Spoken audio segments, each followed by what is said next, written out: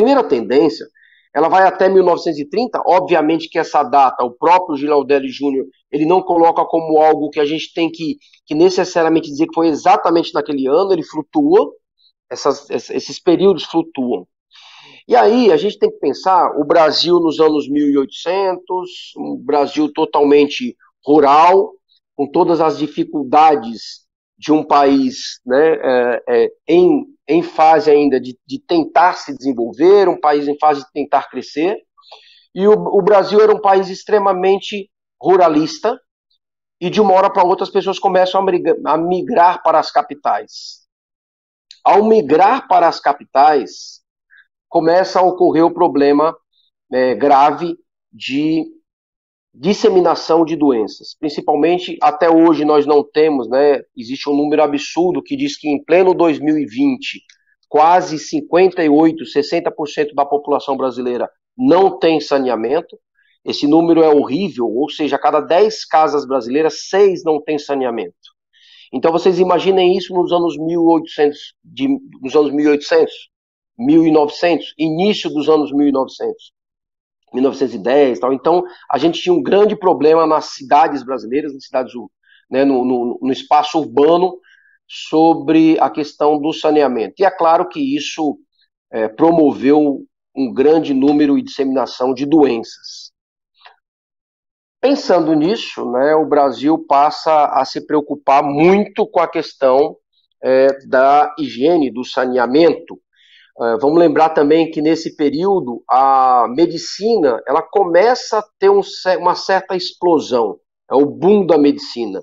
Então, medicamentos surgem, vacinas, o antibiótico. Então, a medicina ela passa a dominar todas as ciências. Todas essas ciências passam a ser influenciadas pelo pensamento médico, pensamento biomédico. E isso não deixa de acontecer com a educação física.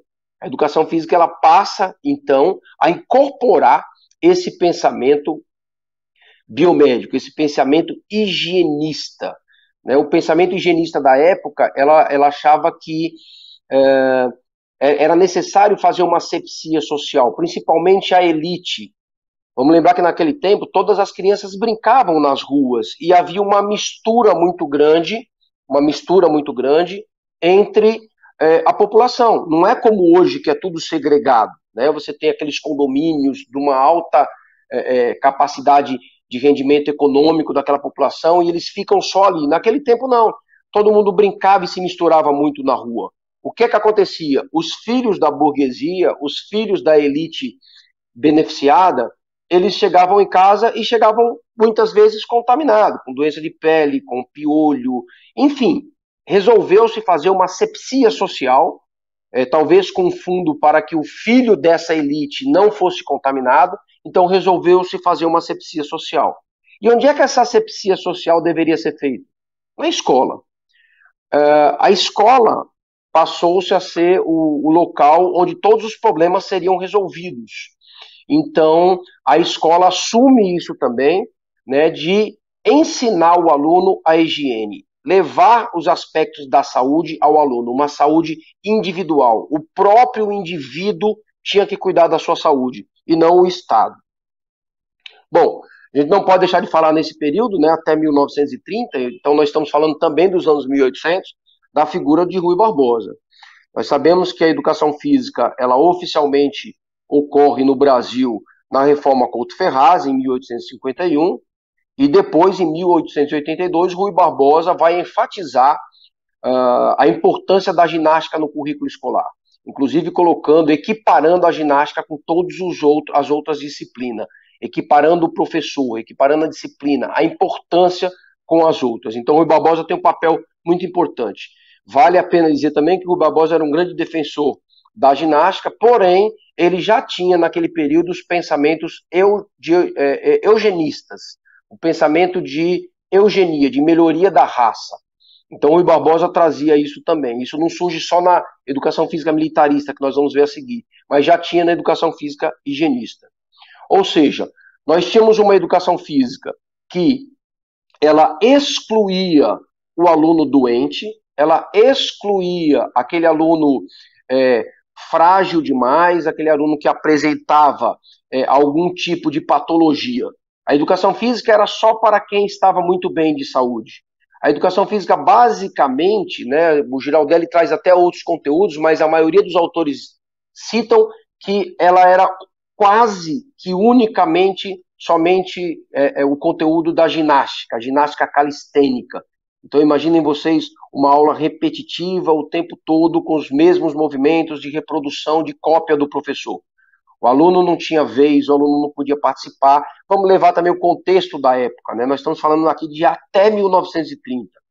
Infelizmente, as pessoas apanhavam na escola. Isso era comum, né? O aluno tinha palmatória, então o aluno desobedecia o professor, ele era punido fisicamente.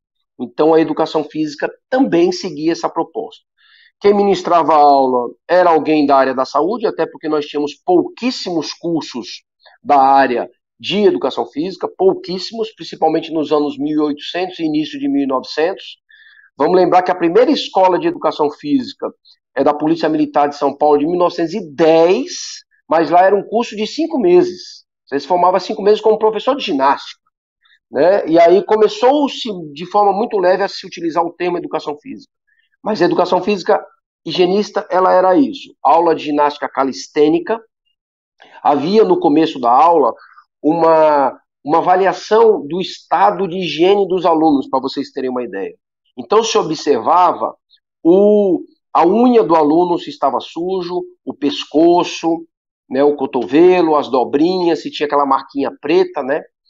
A blusa se estava limpa. Observem aí, nós temos a blusa branca. Até hoje a blusa da educação física é branca.